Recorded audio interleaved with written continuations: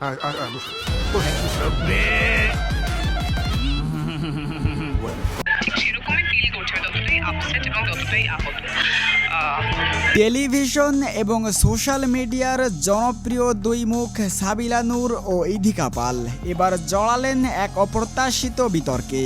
Mega star Shakib Khan ও সাবিলা নূরের তাণ্ডব সিনেমাটি রীতিমতো ঝড় ওঠালেও সেই মুভি দেখে ভারতীয় টেলিভিশন অভিনেত্রী ইধিকা পাল একটি বাজে মন্তব্য করেছেন, যা রীতিমতো ঝড় তুলে দিয়েছে সামাজিক যোগাযোগ মাধ্যমে।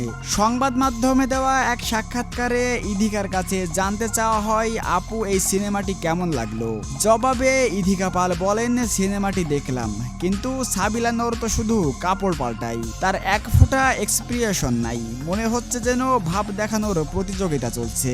ইধিকার এমন মন্তব্যে ঝড় ওঠে পুরো মিডিয়া পাড়ায়। নেটিজেনরা দুই ভাগে ভাগ হয়ে পড়ে। কেউ কেউ ইধিকার সাহসিকতার প্রশংসা করছে, আবার কেউ তাকে ঘৃণ নারী বিদ্বেষমূলক মন্তব্য জানাচ্ছে।